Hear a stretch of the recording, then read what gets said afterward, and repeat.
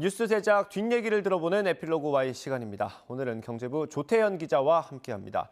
미리 챙겨두면 좋을 생활에 꼭 필요한 필수 정보를 알려준다고 합니다. 지금 바로 만나보시죠. 새로운 해가 밝으면서 주목해야 할 많은 이슈가 있죠.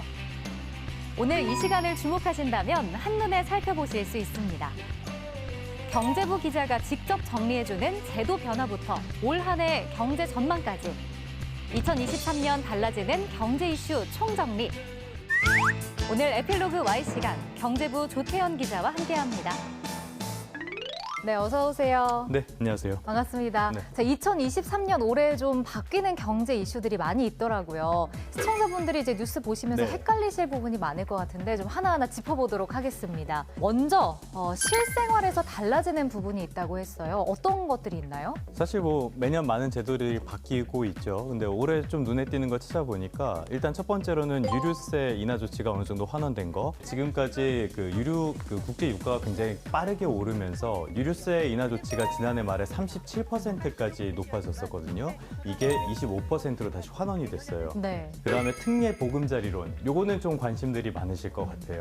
여기서 가장 크게 좀 특징이라고 볼 수 있는 거는 지금까지 정책 대출 상품은 대부분 소득 제한 같은 것들이 강하게 들어가거든요. 근데 이번에는 굉장히 파격적이에요. 소득 제한이 없어요. 그리고 DSR 규제도 여기에서는 포함이 되지 않고 있거든요.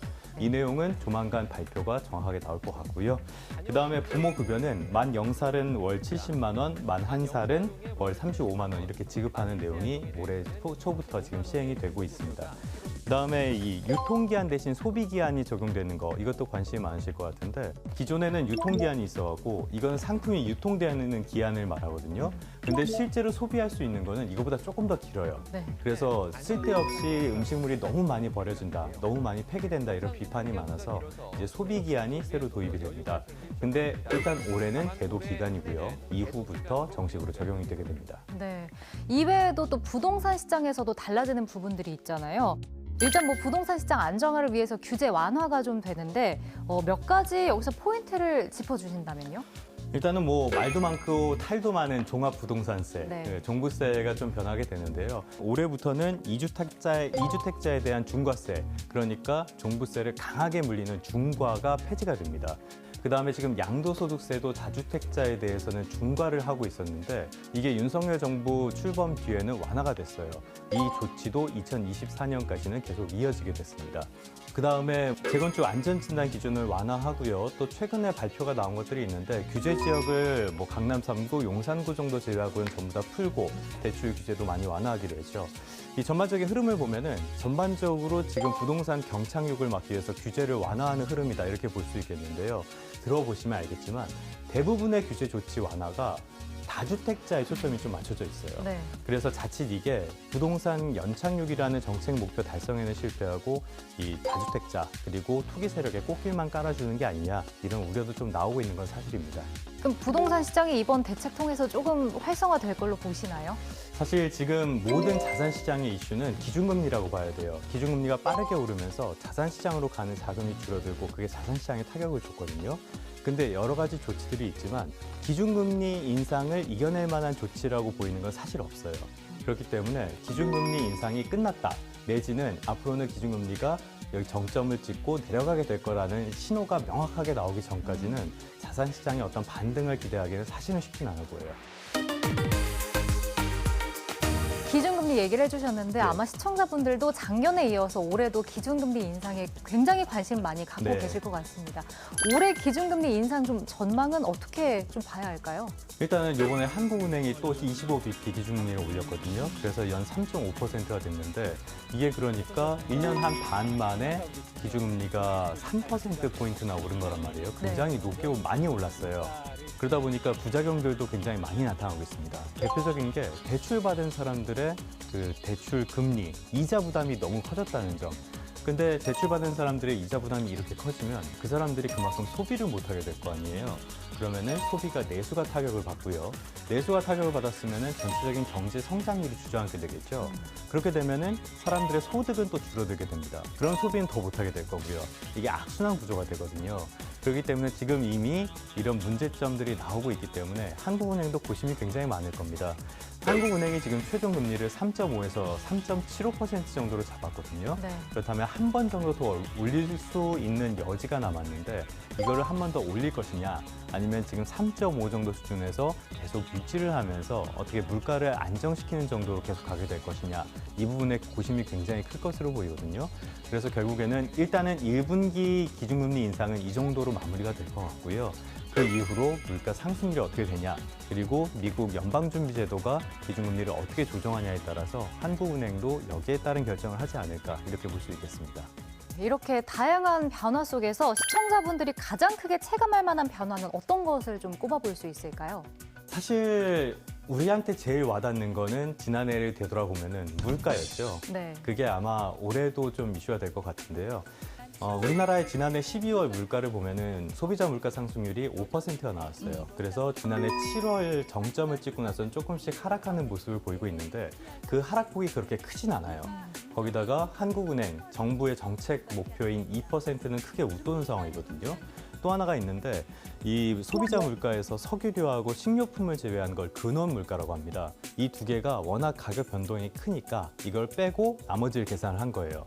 그런데 이게 여전히 크게 낮아지는 모습을 보이지 않고 있고요. 그러니까 물가의 기조적인 흐름 자체는 여전히 오름세를 보이고 있다 이렇게 볼 수 있고 두 번째는 기대 인플레이션율이 있는데 이것도 굉장히 높은 상황이거든요.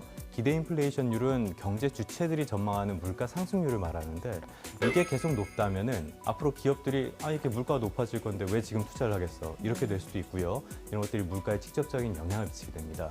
그래서 아직까지는 물가 하락세가 그렇게 눈에 띄지는 않을 것 같고요. 지금 하반기쯤이나 돼야지 물가 조금 이렇게 안정세에 접어들지 않을까 전망은 해볼 수 있겠습니다. 올해 전체로는 여전히 5%대 굉장히 좀 높은 물가 상승률이 올해도 이어지지 않을까 전망을 해볼 수 있겠습니다. 네. 그 경제부 기자로서 작년에도 그렇고 올 한 해도 다양한 이슈들을 전해주실 텐데 가장 중점되고 있는 부분이나 뭐 주목하고 있는 부분도 있을까요? 역시 기준금리죠. 네. 오늘 모든 게 다 기준금리로 좀 통하는 것 같아요. 사실 기준금리는 모든 경제 현상에 다 영향을 크게 미치기 때문에 원래는 25bp씩 점진적으로 조정을 해왔거든요. 네. 그런 것들이 지난해에 많이 깨졌습니다. 그래서 기준금리의 어떤 그 효과, 인상 효과도 올해 나타날 것이고 거기에 따른 부작용도 올해 나타나게 될 거예요.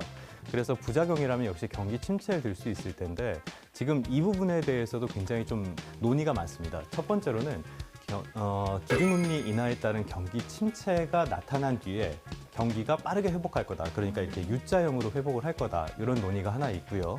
경기 침체가 온 다음에 L자형으로 장기 침체로 이어질 거다. 이런 논의가 하나 있습니다. 그런데 이 두 논의의 공통점은 최소한 올해 상반기까지는 경기가 아주 안 좋을 거다. 이 부분이라고 볼 수 있거든요. 네. 그래서 기준금리 조정이 앞으로 어떻게 될 것인지 실제로 그리고 기준금리를 조정한 여파는 한 1년 정도 시간을 두고 실물 경제에 영향을 미친다고 보거든요. 그래서 그런 영향이 과연 올해 어떻게 나타날 것인지가 가장 큰 이슈가 될 것 같습니다.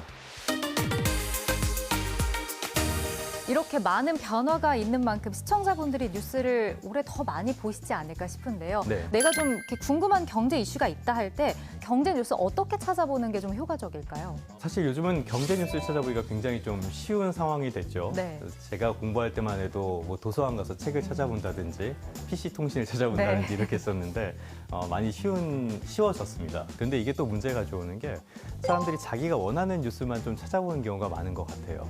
예를 들어서 저 같은 무주택자들, 집을 마련해야 되는 사람들이 부동산 뉴스만 찾아보면요. 기준금리를 한 10%까지 올렸으면 좋겠다라는 생각을 하게 됩니다.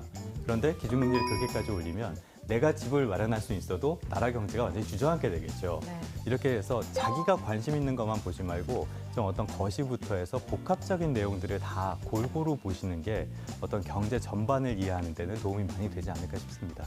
경제 뉴스도 좀 골고루 봐야 한다라고 네. 좀 짚어주셨는데 혹시 우리 YTN 뉴스라든지 유튜브에서도 좀 이런 것들 다루고 있는 게 있나요?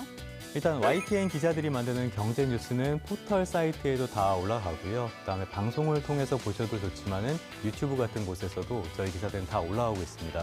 그리고 출연 같은 것들도 다 거기에 원래대로 올라가니까요. 그걸 참고해 보셔도 좋겠고요. 그리고 YTN 경제부에서 운영하는 아는 경제라는 유튜브 채널도 있거든요. 네. 그쪽에 오시면은 또 방송에서 소개하지 못했던 다른 소식들도 그쪽에서 다루고 있으니까 참고를 해주시면 좋겠습니다. 네, 시청자분들도 그렇고 저도 그 아는 경제 포함해서 우리 YTN 경제 뉴스 좀 많이 찾아봐야겠습니다. 사실 시청자 입장에서 보다 보면 경제 뉴스는 좀 어려울 수밖에 없거든요. 우리 YTN 경제 보도가 어떤 지향점을 갖고 있는지도 좀 궁금합니다. 일단은 YTN에서는 많은 경제 이슈들 그리고 생활 경제 중심으로 그거를 쉽게 풀어서 전달해 준다는 걸 목표로 가지고 있거든요. 네. 이게 잘 되고 있는지는 모르겠는데 일단은 많은 분들이 경제 뉴스를 어렵게 생각하신다는 거는 경제 뉴스의 전달 방법에 문제가 있는 거 아닌가 이렇게 생각을 하고 있고요. 거시 정책부터 모든 미시까지 모든 걸 다 봤을 때 경제 전반을 이해할 수 있게 되거든요. 네. 그래서 뭐 기자들이 스튜디오에 나와서 출연도 많이 하고 하니까 더 관심을 가져주시면 더 쉽고 좋은 보도하도록 노력하도록 하겠습니다. 네, 2023년 올 한 해에도 많은 경제 이슈들이 있을 텐데 앞으로도 YTN 경제부에서 좀 알기 쉬운 뉴스 많이 전해주시길 바랍니다. 노력하겠습니다. 네, 오늘 함께해 주셔서 고맙습니다. 네, 고맙습니다.